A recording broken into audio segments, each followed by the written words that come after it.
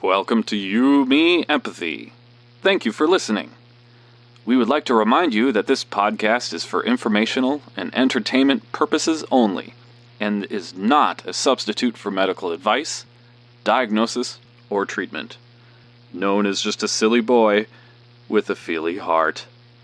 Please consider supporting the show.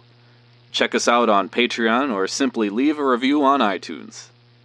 Here's your host and creator of the show, Known Wells. Hello, Feely Humans. Welcome to another episode of You, Me, Empathy. My name is Known Wells, and this is episode 112 with my guest, Christopher Swan, on celebrating what makes us different. Christopher and I talk about his coming out story, how we compartmentalize emotions, the humility in understanding that none of us are perfect, and so many other wonderful things. Christopher is doing really, truly awesome work in accidental information and my big story, and he's doing some coaching work now, and all of those links are in the show notes for the episode. Check him out. He's at Christopher on Instagram and Twitter, and he is a delight, and I think you'll love him just as much as I love him. Before we get to the episode, though, a couple announcements, and I hope you don't get sick of me for announcing this, but it means a lot to me, and I'm deeply passionate about it. But the Feely Human Collective is now crowdfunding. It hasn't even been a full week. It started off January 15th, and I think we're at, let me look at the number, 18% of our goal so far, so it's going pretty well so far. It's exciting, and there's lots of amazing perks. So if you can go and support, please check it out. It'd mean a lot to me. The links are in the show notes to get to that crowdfunding campaign, as well as in my Instagram profile at FeelyHuman and at YouMeEmpathy. Go check those out. Yeah, it's just, if you don't know what the Feely Human Collective is, it's a new mental health collaborative community. It's all about us. And so go there, check it out. There's a video you should watch about why I created the Feely Human Collective and why it means so much to me. And I think it'll mean a lot to you too. So go check it out. There are amazing rewards and perks like great pins and stickers and t-shirts. There's even a reward where you come and spend the night in our little guest suite above our garage, and we record a podcast of You, Me, Empathy, and we maybe snuggle with Scooby, and we go on a hike, whatever you want to do. Adventures with Known. If that seems like fun and exciting to you, go, please check it out. Again, if you go to Feely Humans, plural, feelyhumans.co, it'll redirect there, but all the links are in the bio for Feely Human and You, Me, Empathy. Please check that out. It would mean the world to me if you support it. And if you can't support it financially, you can please share it out. Over the next month, I'm going to be talking about it a lot, and it's because it means the world to me. It's what I want to do in life, and I want to create this space for all of us to explore empathy and vulnerability and emotional wayfinding in our mental health and grow together, because that's what this pale blue dot is all about. Any hoozles, that's enough about the Feely Human Collective. Let's get into this episode, this wonderful episode. Please also, if you can write a review for You, Me, Empathy in Apple Podcasts, please do. Helps out the show, gets more ears onto this empathy stuff we're talking about, and it means a lot to me. And I read them sometimes, so please go there, write a review, and make sure to follow Christopher Swan on Instagram and Twitter at Christopher. And enjoy this episode 112 on celebrating what makes us different.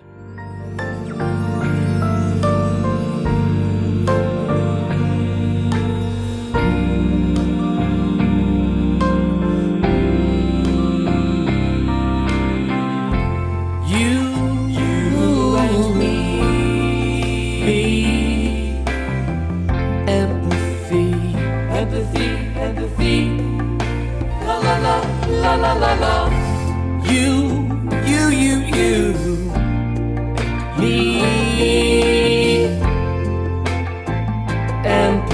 Welcome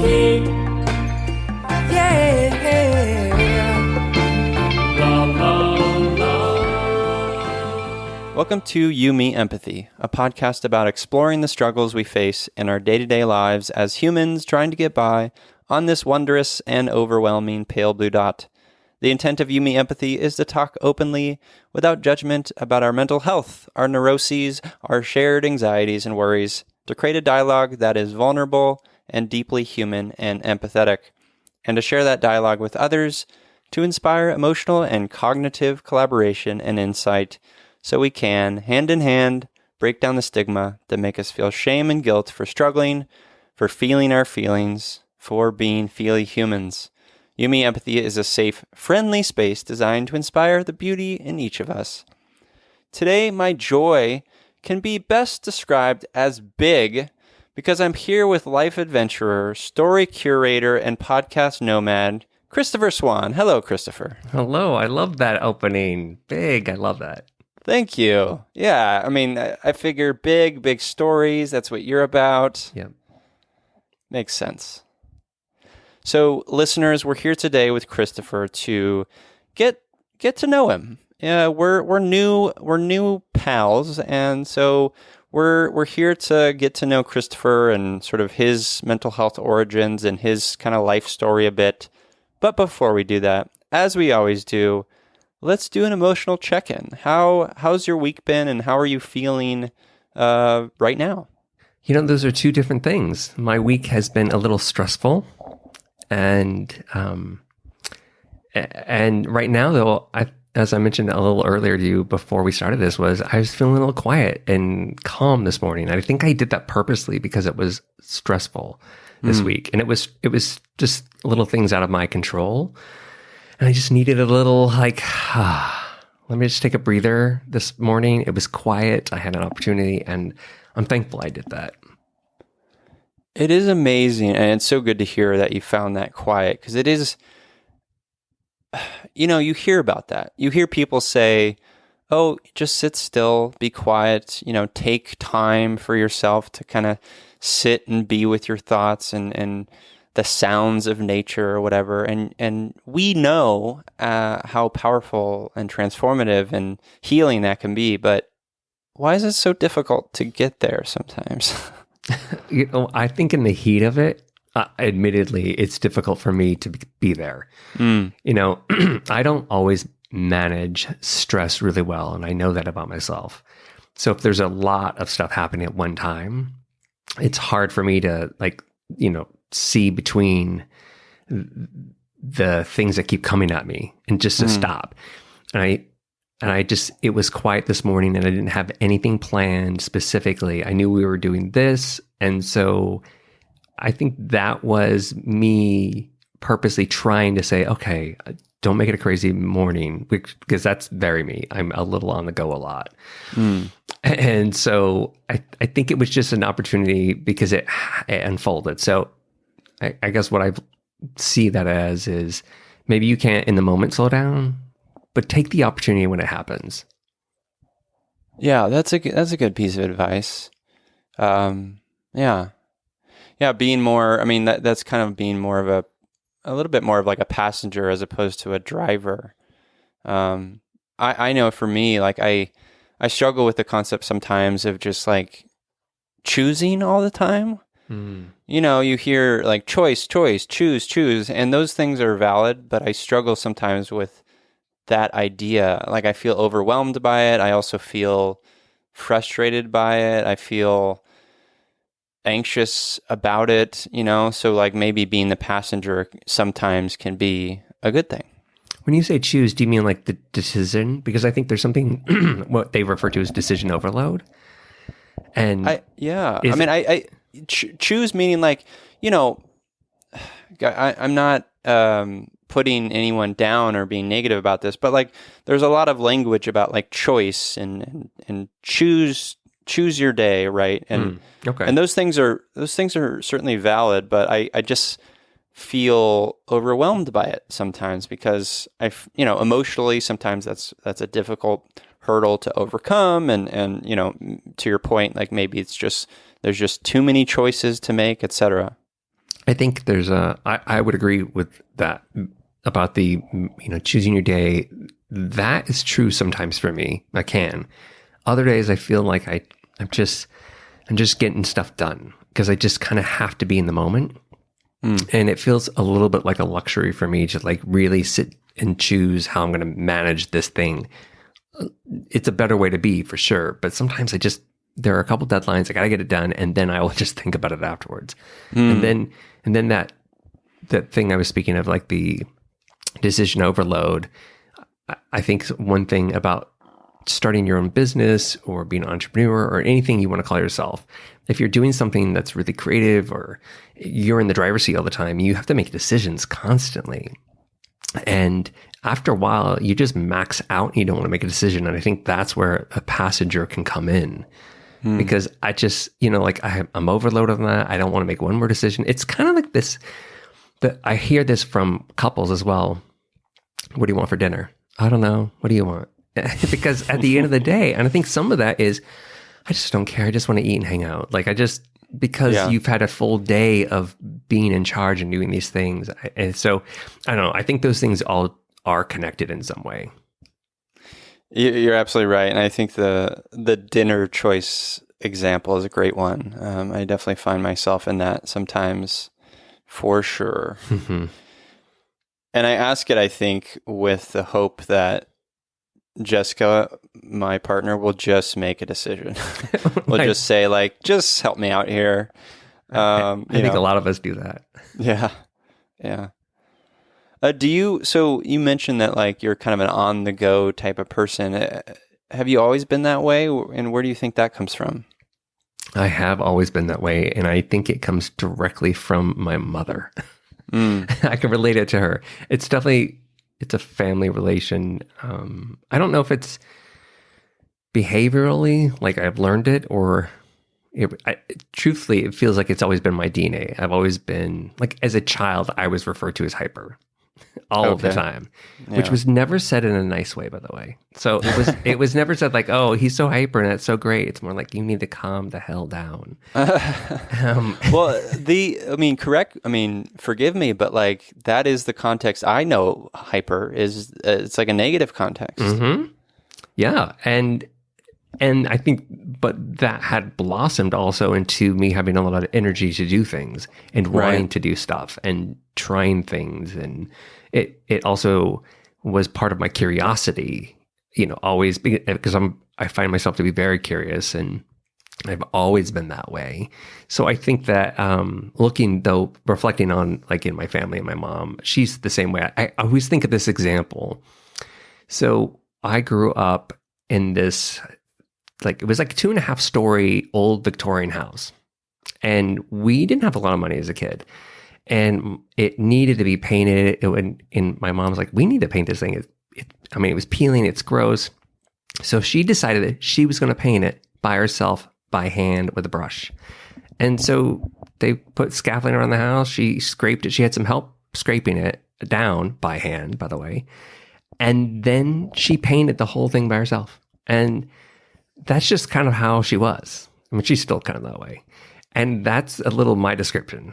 Like, I'm like, okay, let's just do it. And let's just do it all. And it's just, I think this, it just feels like there's an energy to try things. That's why, I guess, what it is. Yeah. She sounds like a really great role model. Are you guys still pretty close? Oh, yeah, we are. Yeah, but my immediate family is pretty darn close. And so I live in the San Francisco Bay Area, in what they call the North Bay, or a lot of people know it as the wine country, Sonoma, that area.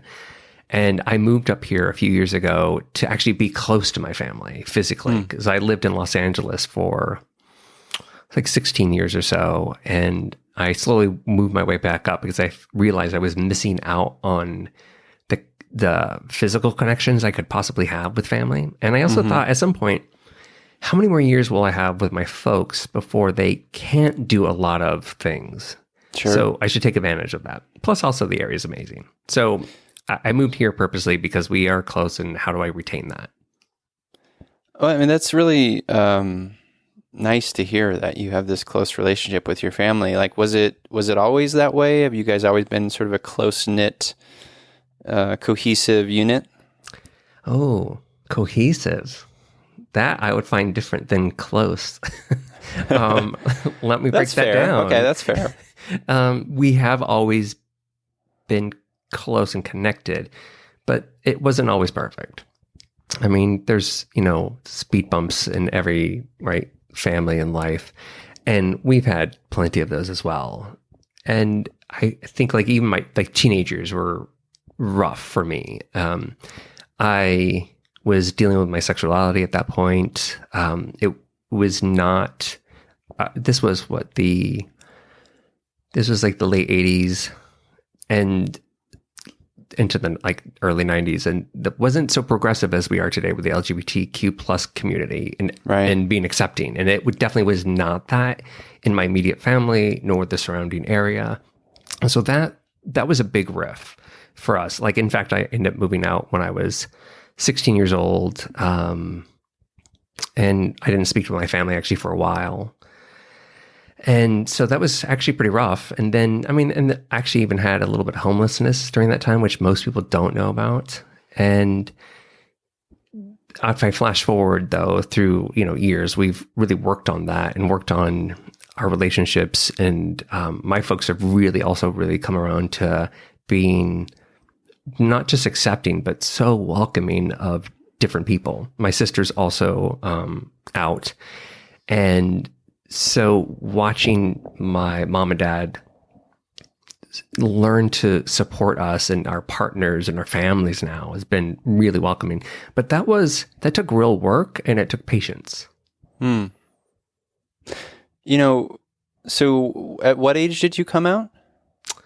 Well, it was different times for different people. Yeah, sure. Yeah. So I started coming out to my friends when I was 16 and 17 years old.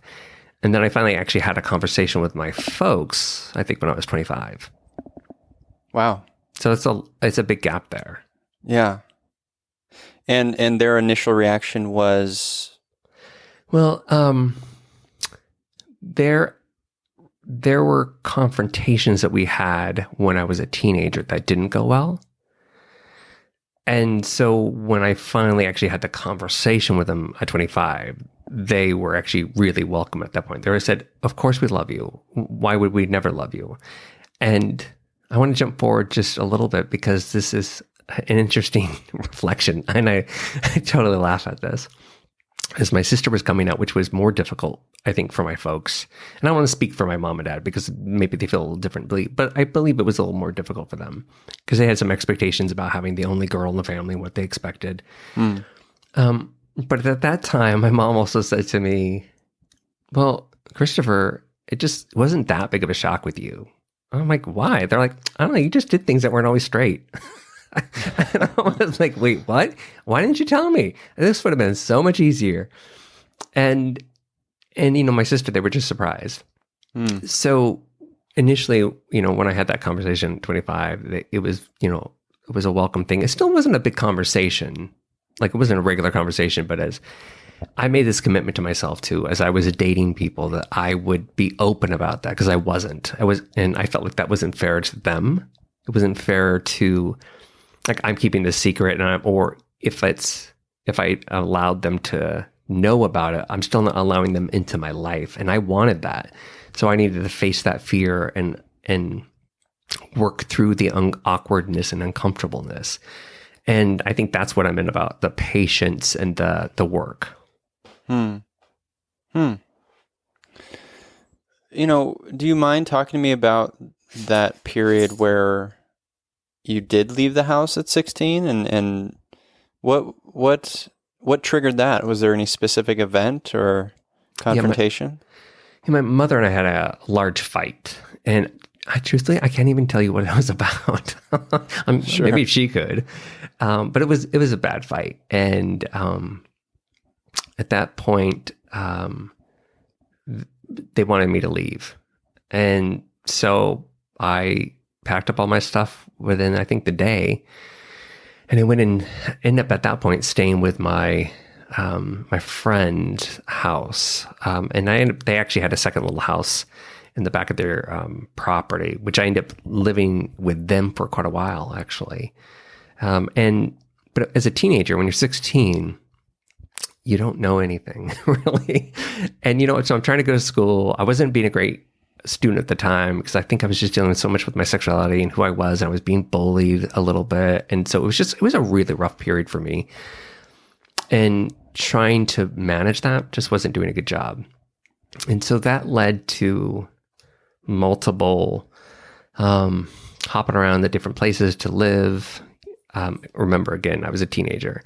And at some point, I ended up moving out of the area a little bit, and I didn't have a place to live. So I ended up making this friend, Rebecca, I think her name was. We ended up living in our car for a month and a half or so because we had nowhere to go. Sure. And, I think that was probably a pretty good breaking point for me. Like this is what I'm doing now. And at this point, I'm not talking to my family at this point. And so long story short, out of that, it was my brother that kept trying to get me to have a conversation with my mom and dad. And so finally I ended up doing that. I don't remember the exact details of all that, but we ended up having conversations here and there. And at some point I ended up moving home for a while. And that finally gave me the foundation to finally try to get myself back together, get a real job, finish school, those sorts of things. Yeah. And what did that look like, because 16 years old is a hard period of anyone's life, and leaving and then coming back, and then where were you at emotionally when you were trying to, when you sort of moved back and you're trying to kind of get your, quote unquote act together, get a job, all that stuff, like coming to terms with your sexuality and your identity, like that's a lot of stuff. Like where were you at emotionally? I think I was compartmentalizing. I think I got really good at that. Sure. And I believe, going back home, I was able to, kind of straighten things up, and figure out or at least having that, like I said, foundation gave me a platform to think a little more clearly and figure out what I wanted to do or what was next. So I think I compartmentalized things like, well, I won't talk about my sexuality because that means I have to face all of that. And that means I'd have to talk with the family. And it's already been really rough with the family. And, so I was carrying that burden on my own. And, but I was still that energetic, hyper kind of guy. So I was still like, well, I want to do things. I want to try things. So I think I compartmentalized those things where emotionally I was good in some areas and other parts I just, I didn't work through or deal with. Like even just, growing up being bullied a little bit in school. And I wasn't drastically bullied, but there was definitely moments throughout years of that. And that was always usually toward my identity, if I was, because as a kid, I was a little bit flamboyant and I was definitely not the guy's guy. And I got along with the cheerleaders, not the football players. That's kind of the story. And I definitely got picked on for that. And so I just kind of, I think, repressed that. Being gay was bad, of course, so I'm not going to deal with all of that. I knew I was gay. I was acting on that, but I wasn't going to work through being comfortable in expressing it with all of these, my family. So I think that's why at 25, I finally was like, what the heck am I doing? I had a boyfriend at the time. I didn't think it was fair to him to not live openly because I was with him for years. And how do they not really know our life together? So it finally, I think, caught up to me at that point where I said, wait, I have to be me. Yeah. And gosh, I think that's such a hard, I mean, coming to terms with that. Identity is such a mind fuck, right? It's really a hard thing to come to terms with, especially as a teenager. Even into our 20s, identity is such a thing. And I know like how important it is to find, when we're establishing our identities, to find other people who we sort of associate with identity to get feedback on, or advice, or just like seek solace. Did you have any of that other than your boyfriend? I had that in friends for sure, because I was fairly open with all my friends. That's good. And for the most part, they were all very accepting. It was only a couple people here and there that weren't. Interestingly enough, maybe 2 months ago, one of those friends chatted me up on Facebook and apologized for everything she had said back then, which I found, like, was like, oh, this is something you read about. That's happening to me right now. But, yeah, wow. Yeah, which I thought was a beautiful thing. So I did have those friends that, united around, like, being who I wanted to be. I think ultimately, and I know this is true because I've been in therapy for years, that I never really dealt with all of the be who you are. There was still some shame and guilt and all of that stuff. Even when I had that conversation with my folks at 25, it still was progressive for a long time. And so it's interesting how those things that can happen to you as a teenager, of course, can stay with you for so long and show up in different ways. The way I would act, or the way I would behave, or the way I would show up with people, which is actually, I don't want to jump too forward, but that's really a lot of why I do what I do today about celebrating what makes people different, because it all stems from, my roots. It all stems from feeling marginalized, feeling discriminated against, and holding in all those feelings and then letting them show up so many different ways. It's a horrible thing. Nobody should have that. Absolutely. 100%. I'm wondering, like, maybe I already know the answer to this, but like the childhood, the sort of house you grew up in, you not talking about your sexuality, was it a house where you talked about feelings, emotions? What was that sort of conversation like? Not really. It wasn't really a touchy-feely family. Not that my folks didn't love me. I've always known that. And my mom is more, I think, she's probably more of a feely human than my father is, or he was back in the day. I think he's more feely today than he was then, but I think that's progression for people. Yeah. So it wasn't let's talk about our feelings a lot. Mom was always listening though. So I think when we were younger, it was easier, but when it got into more those teenage adult kind of identity things, that was different, and when you're older, you can reflect on more of the reasonings for those things. And one thing I think about is my folks got married very young, and they were literally teenagers themselves. I think my mom was 15 and my dad was 16 when they got married. Wow. Uh-huh. Wow. And they had young. And they had my brother at 16 and me at 20.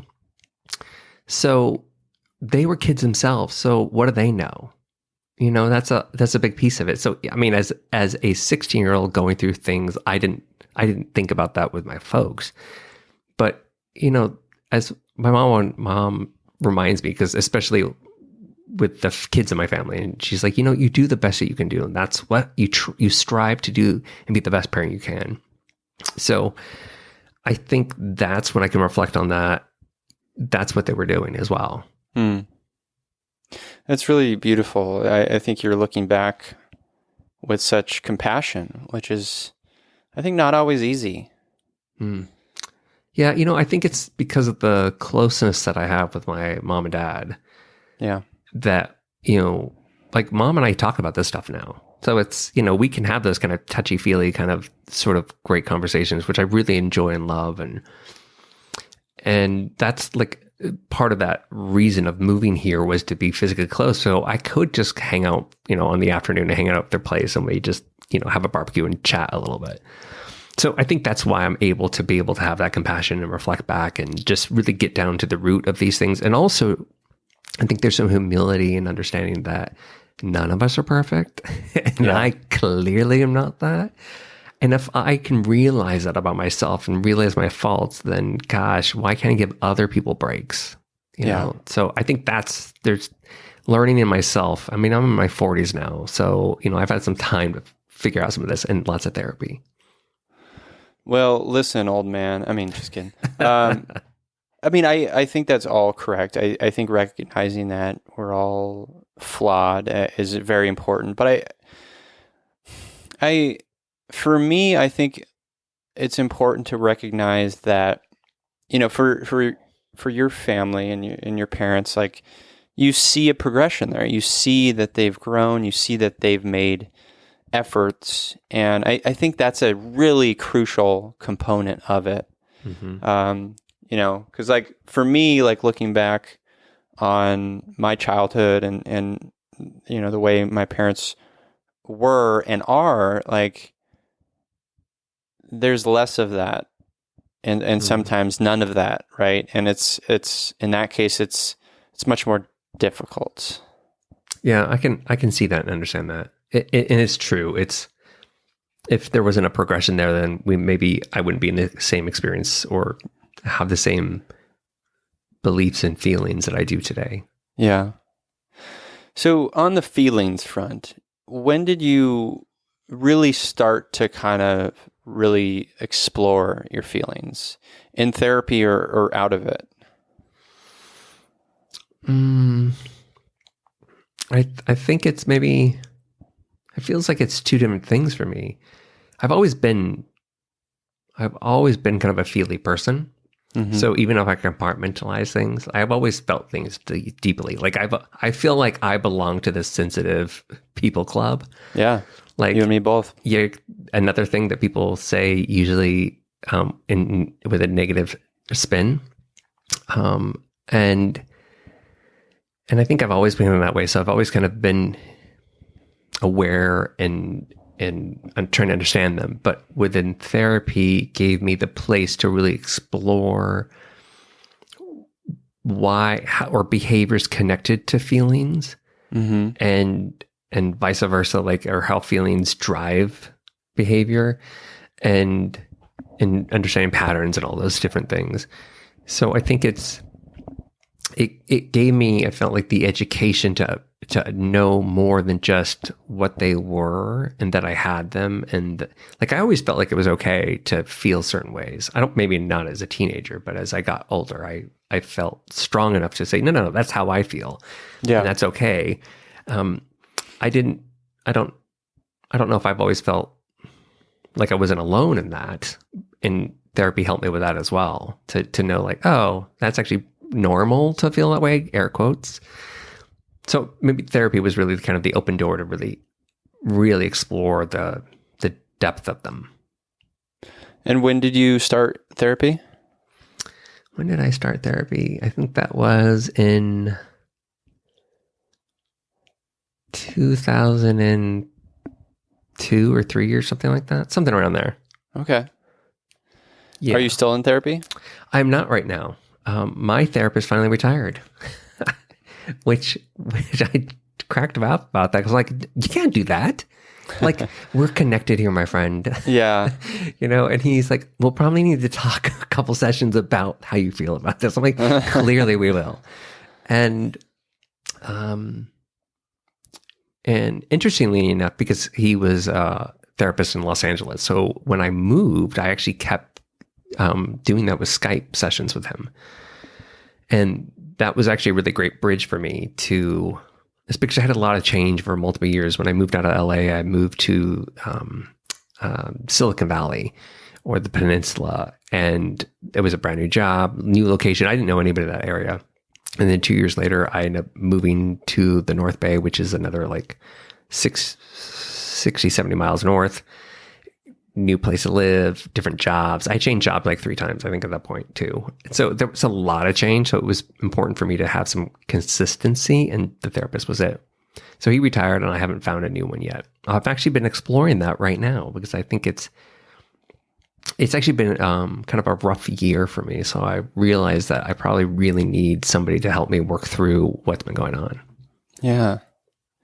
Yeah, that same thing happened to my partner. Her sort of longtime therapist retired, and she didn't go to therapy for a while because of it. Because it's like, finding a therapist, as we always say, it's like finding, they're not our friends, but like, it's like finding a friend. It's like creating a relationship, and it's hard work, and, you have to be compatible and all that stuff. So much. And it's even thinking about it, I'm like, oh, I know I got to get to that. And do they take my insurance, or if not, what's the payment? Oh my gosh. It's all, so I find, I know. Yeah. I've had that in my head because I've been to therapy in a while. So I'm there with that. Yeah. So, I want to, where the listeners may not know about you, Christopher, is that you used to work at Disney, which is very exciting and very cool. Tell me about that experience, and then kind of like why you left that, this very sort of, this job that you presumably loved and was in this for this company that's great and working with very interesting and creative people. Like, tell me about that experience a bit. I'm very curious. Sure. So I worked for Disney for over 15 years, and I worked in multiple capacities. That means in jobs and different segments of the company. So I actually started my Disney career working at a Disney store as Christmas help. I was the greeter at a Disney store. I can see that. I would Right? walk into a Disney store if you greeted in front of it. And when I loved it. I had a day job. I had a full-time job at in an HR organization at another company. And I went on some like extra money. So I thought, I want to do something that's kind of easy. And I thought, those people that greet you at Disney stores seem so easy. I'm going to totally do that. And funny thing, when I got there, like, oh, you could do the register or whatever. I'm like, that's enough for me. I just want to talk to people. How about that? And they hired me on to stay on as a part-time employee after Christmas help was over. And I was so excited about that. And I ended up doing it for like 2.5 years. And then I ended up getting a job at one of the corporate offices for Disney in Los Angeles. And so I won't go through the whole trajectory, but I moved around in multiple areas. Like, so I worked for the Disney Stores corporate office. I worked for the studios. I've worked for corporate Disney and multiple entities there, all over. And so I did a lot of different things there. I was in their HR organizations. I've even did a little bit of like IT help desk stuff. But I eventually really landed in communications, internal communications for them, which I spent quite a few years on. And that was really about managing or creating communications for all the cast members around the world. And that allowed me to really be creative and do things that were a little like different and fun. And I was also in a group at one point that was under the radar. So I got to really kind of be a little on the edge and do things that weren't typical things that we would do. Like, for example, I created the first internal web series for Disney cast members. And that was all because like somebody from ABC News loaned me a little camera one day and said, here, why don't you try this? I'm like, okay. Which I also starred in, by the way. I was the talent as well. Nice. And which that's like the creativity piece. Like, it was air quotes Christopher Swan. I would played a character of myself that went on these crazy adventures around the Walt Disney Company and did all these funny things that would also then instruct you and bring you news and whatever. So it was really a magical place to work at. Now, I've also had like one of my worst jobs in my career was actually at Disney as well, which I just worked for a horrible boss. But I've also had some of my best jobs and beautiful, amazing, smart people there. The culture was very interesting. It's very different depending on where you work. When I worked at ABC, it was very different than working at like the Disney store. But I also had these like crazy Hollywood magical moments, where my office was in the ABC building at one point on the studio lot, and where my window faced over the lot. And so I'd watch them film like Pirates of the Caribbean with Johnny Depp floating in the sky, or watch Jennifer Garner riding around for Alias. Like, all those scenes from Alias were in the garages, were actually in the garages of my building. So it was like, there was like really crazy things, like I met Matthew Broderick there once. I thought, well, that was one of the coolest things I've ever done in my life. I walked through the set and I had to stand right next to Rob Lowe and Callista Flockhart on Brothers and Sisters. And I was like, this is amazing. Mm-hmm. Okay, so all wonderful and great. I felt like I grew up there as a career because I moved to LA when I was 25. And so, I really was a young guy learning the ropes and building my career. I eventually left because it was just time to grow. It was like I wanted to do more. I wanted to go faster. And Disney is not a progressive or aggressive career track. You go when it's a slow turn. And it was so much fun. This woman that I just really was kind of my mentor and adored, and I really worked with her for a while at ABC, had moved on to another company, and she had brought a couple other people. A job opened up, and she's like, I think I'm going to create this thing, and I think you would be great for it, Christopher. So I decided to follow her and really see what I could learn outside of that organization and under her watch. Thank you for sharing that. What strikes me as interesting about the sort of internal communications piece and you sort of leading that charge is that's a lot of that is about connecting with others and making connections and, really kind of celebrating humans and really kind of making people feel seen and valued, which I feel like is very much what you're doing today in the work you're doing. I would agree with both of those statements. And I think it's a natural progression for me. I stayed in internal comms for quite a few years. And in fact, I was actually starting to really it's not like tooting my own horn, but it's like I started to really make a place for myself. I was speaking at conferences. I keynoted a conference in Australia. I've done some cool things in this internal comm space. And it was because I really found I was connected to, I felt like I was really serving. I was helping people. I was helping them thrive in the jobs that they had. And that felt super important to me. Mm-hmm. And so I felt like it was my people at some point. I'm like, oh, this is it. This is what I'm talking about. And also I love marketing and branding stuff, but not like the cheesy, gross commercial stuff, but more like creating stuff that's beautiful and interesting that really grabs people. So for me, I felt like I got to tell stories and I got to do all this great creative work, which progressed me into where I'm at today, which is really kind of doing the same thing with maybe a little different angle, and in doing it from, instead of telling other people's stories, telling my own stories with other people with me. Mm-hmm. Yeah, so your kind of platform is about, and it's beautiful. It's about celebrating things that make us different, right? Mm-hmm. So with that, you're sharing your story here.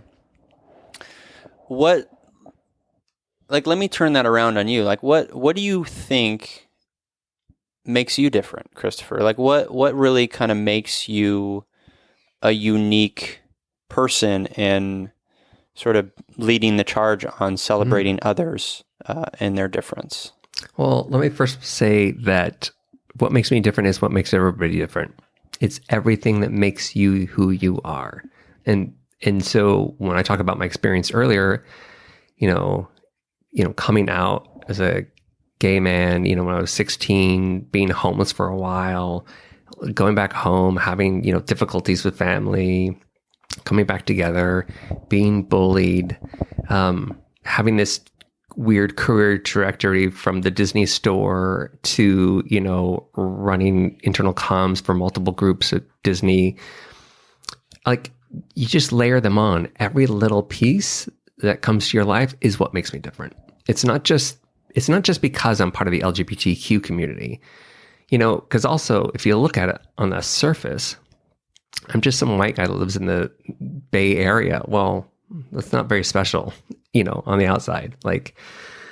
But there's so many things that make us different. And I think this, the way that I see things, the way that I feel things, my unique experiences my dad grew up milking cows when he was 15 when he got married. Like, that's my heritage. And so I think, like, you take these small little things, you add them all up, and that just makes you so unique and different. And the way that we show up is those things. So that's how I see myself. It's all those little ingredients. Some are bigger than others, and some are small. Yeah. Thank you for sharing that. I mean, like, I think it's such an important distinction, because I think we get caught up in wanting to be quote unquote unique, right? And like finding what makes us unique, and like, you know, going on external adventures to validate that. But the reality is, as you're saying very eloquently, is that the adventures are inward. Those are the adventures where we can really see and start to accentuate and accept and show others what truly makes us different, because we all very much are unique, because we have all these unique experiences. We don't have to have some grand adventure. We don't have to, like, you know, go eat, pray, love. And one can do that, and that's beautiful. But like, we don't, you know, I think societally and culturally, there's this almost like seemingly unattainable vision of what makes us different, and like, we have to reach this level of uniqueness before we're valued. But as you're pointing out, very importantly, is that we don't need that. Like, what makes us important and valued is our unique differences and our unique experiences. Yeah, you know, you know this because we chatted about this before, and I've been working on some kind of educational materials to help people see that. And the thing I really focus on is it's taking all the things that you love, that you like and love, like the things that you're deeply passionate about. It's adding in your values, and it's adding in all of your experiences. And once you kind of figure all of those and put those all together and really understand and kind of break them down, it helps you see. It's almost like it's a translator to help you understand that, oh, all of these things equal this. This is what makes me different. So it's almost like it puts it in plain language for you. So that's because I think you're spot on that people think like, oh, I have to have this grand adventure, or I need to be unique, so special and different. You see it with people online, like, you know, they're so different because of this and this and this. Well, okay, great, but everybody's different. Here's the real truth. Because we're all so different, it actually makes us the same. That's the beauty of it. Like, darn right. And which I love, and that's like that's the secret formula. But we've all been taught that same is really like, it's almost being I don't know, same average, as like, average or normal. Yeah. You know, it's you have to like this music, or you have to behave in this way. Well, no, you don't. Those are society norms that have been created that don't really apply. So I'm here to break some of that down. It's awesome. Well, and the sameness piece, like, I think is another just crucial component, because it's connecting, right? Mm-hmm. It's reminding us that, like, we're in this together. And that's so true. And I actually, the thing I usually follow with when I say I want to celebrate the things that make us different, to create a world where we all belong. And I think that's the sameness part. When we realize that we're all different, then we're the same, then there's room for everybody. Because there actually already is. We all just don't know it yet. Yeah. Yeah, inclusivity is a huge part of this podcast and the community I'm trying to build. And it really takes, it's really just a mindset shift, mm-hmm. You know? It's really just kind of looking at the world in a little different way. It is, and especially how you see yourself in it. 100%. Yeah. Yeah. So when you know, on this platform of celebrating things that make us different, like when we, and I, you know, this is for the listener's sake, like when we learn about what makes us different and when we're connected to that and seeing that clearly, What does that do for us? I think it focuses, well, it opens up your life, really. Because when you see those things, like I'm trying to help people apply that to their life. I say life and work most of the time, but life really can incorporate that. So what it does is it helps you build better relationships because you know who you are. You really, truly understand who you are. You like yourself. You know what your values truly are. You know where you want to place yourself, what kind of situations you want to be in. So it also gives you purpose or helps you define your purpose. It helps you understand like, oh, I really care about this and this is where I want to put my energy. It allows you to focus on the type of work that's important for you, versus I'm just doing a job. Maybe you do just want to do a job because your real focus is family or whatever you're doing. But it allows you to kind of put those things together and to really feel like there's purpose and meaning in all those things that you do. And so I think it's a way of like connecting your heart and mind with the way you show up.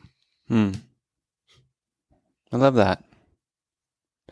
And how does that translate into, for instance, like your big stories, my big story podcast? Like tell the listeners about that a bit. Sure. So, all of this idea that I came up with was on a walk I had one day in this little marshland park that's kind of near me. I had this aha moment where I was like feeling a little lost. And I thought, other people must feel this way. Why don't I have the answers at the things I want to do? I wish there were answers. And I was like, there are answers out there because people have it figured out. I should go interview these people and figure out what these answers in life are like. And so I started this podcast, My Big Story with Christopher Swan, which it's a little bit of evolution, but today what it really stands for is speaking with uniquely amazing people that are celebrating who they are just by doing what they do. And so with the podcast, I now travel to each person, no matter where they're at in the United States, and I sit down with them either for an hour, for two, for a day, and I learn about what makes them them. And usually it's something around, it's focused on a big purpose or something that they're doing as well. So, there'll be like, there's a gentleman in Alabama that I interviewed who's this immigrant from Bermuda who is in college here in the US. And he started this nonprofit to help senior citizens, people with disabilities, single moms, and veterans help maintain their yards because they weren't able to do it. But one step further, he brings in children from the community that are maybe a little bit on the edge of not having a good experience in school that need a mentor. And he brings them in, and they're the ones that actually do the service. And it's free for the recipient, and he helps mentor these kids. Well, he started actually chapters around the United States. By the way, he's doing this while he's in school. Wow. And it all started because he saw somebody on the side of the road, this older man that had a hard time pushing the lawnmower. So he just pulled over and started doing that. And he was like, I wonder if I could do this. So those are examples of people that I go and interview. And I want to spend the day with them. And like, his name is Rodney Smith. And with Rodney, I actually spent the day in Alabama mowing lawns with him because I wanted to see what it was really like. So my big story it's kind of a meta story. It's really, you get to hear my actual experience of me leaving that corporate space, doing creating this space this platform I'm trying to create. So you get to actually hear my adventures on the plane, on the train, wherever I'm at, mowing lawns. And then you get to hear the person's story as well. So the goal of all of this is actually to help inspire people with new ideas and help bring those new ideas to life, to celebrate like these things that are different and these people are different, that you can be different as well. And maybe it'll spark something for you. I love that so much. It's so beautiful. What do you like? I love the idea of really finding what we are about and why we're different and unique in the things that we do. I like that idea because it's intentional, right? It's not necessarily flashy. It's like this is a stirring of my heart, and I'm going to pour it into this action. Mm-hmm. I love that. Yeah, I love all that as well, but I also believe that it's been profound for me to do this. I've done it for a few years now, and I initially started with remote, and then I just realized I was doing them in person, and I decided that in person was so much better. And there was a full experience thing that I could have. And I realized that experiencing how they're pouring these things into what they're doing, even by just being who they are, that it helped me kind of reshape myself. Like I felt, I think I kept calling it a gift when I first started really doing this. Like, it's such a gift to experience these things and meet these people and see how they show up and love their life and love the world. And so it's been all that for me as well. I love that. That's so cool. I feel the same way about this podcast. It's very humbling. It's very ego reducing. It's very inspiring because I see, as you see in my big story, you see how other people live, and I think that's that's such it's a thing that's said over and over again, right? Like this idea that we need to experience others, we need to experience differences, we need to experience different cultures and different modes of living and different frameworks of looking at the world. And I think that's 100% true. And I think that's valid in what you're doing and valid in what I'm doing, in that we are putting ourselves into experiences where we get to meet people where they are and let them be themselves. And in the process, like, they're sharing their story, but we're also getting this wonderful benefit of like inspiration and like insight into like, wow, this is, I didn't think about it that way, or what have you. It's also turned into an education component as well. I mean, of course, you can feel inspired because most of the people I'm speaking with are doing some really cool things. Mm-hmm. But I can't help but remember there's this woman that actually used to write the show notes for my show originally, and she was through a service, so I didn't hire her specifically, but she came through the service, and we ended up chatting, and she was lovely. And I ended up meeting her in person one day when I was actually on a trip in Oregon, and I was interviewing somebody up there, and she lived nearby, so I did a little meetup, and a few fans and people got together so we could all meet. And I found out more about her, that she's actually a Mormon mother and has multiple kids. And so we are definitely on different spectrums of how we see reality in this world and religious beliefs. And then I had my first episode of season 2 come out with Mandy, which was, she's a transgender correctional officer at San Quentin Prison. And that's a really different story for many people to hear. And a lot of people aren't familiar with a transgender point of view or in their story of coming out. And so she listened to that, and she had written me and said she was so thankful to hear that story because she would have never really normally heard that. And it really helped her to think about how she raises her kids and to make sure that her kids know people like this and know these kind of stories, because we all matter. And I was blown away. And first of all, I just adore this woman now. And we even had a little nice chat yesterday about how different we are, but yet we find that so special. And so I think that's why it was fresh in my memory today, is that, I hope to inspire people, but, hopefully I can bring awareness, because I really try to make my guests, my diversity pool, I try to be as inclusive as possible. Yeah. And I think you can just see that by looking at the the roster of folks I do. And a lot of that comes just because I want to learn or I want to share, and I want to give a platform to the voices that we normally don't hear. That's a big piece of this. Yeah. I don't want it just to be the Caucasian guy that's written a book that's marketing it around everywhere that everybody knows. I want it to be like, with the drag queen you've never heard of, or, like that kind of thing. That's amazing. Yeah, that's so honorable, and I commend you. I think it's good work you're doing. Thank you. Yeah. So what, in addition to My Big Story, what other kind of work are you doing? I know you have accidental information and that. Tell me a bit more about that.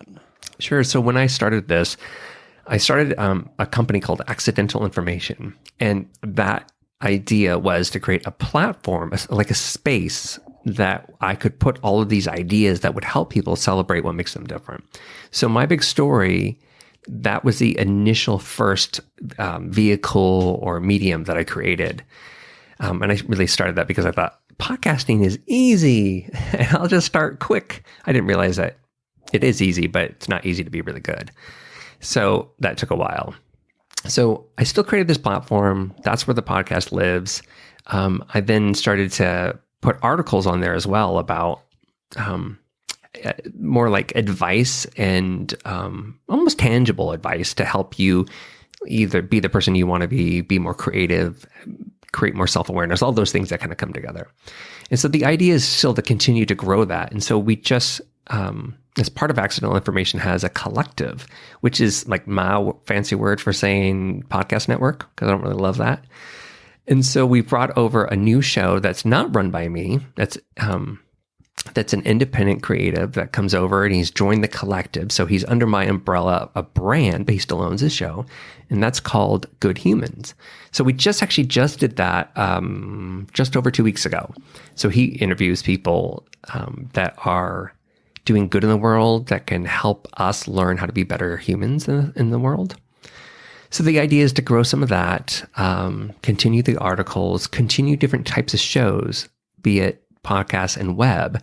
And then what I'm really working on, I've been working so diligently on, that's taken me so much longer than I thought, is the educational component to help people celebrate what makes them different and then apply it to life and work. And so that will be a membership-based education piece, which has two layers. One's like a little bit more, you just want to dip your toe in because you need a little bit more inspiration and you need a little bit of like spark to help you see stuff.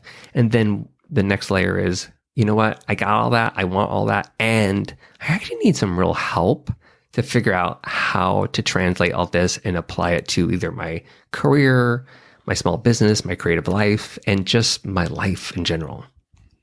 I mean, I'm so proud of you, friend, because I all of that is it's such beautiful work. And it, if I'm going to put the mental health lens on it, like figuring out like what makes us different and thinking about like our uniqueness and our identity and like what we're about and how our experience shape our identity and how our experiences, make us different, like, and the inclusivity of it and all of that, like that is such a huge component of thinking about mental health too, in that we need to do that exploration.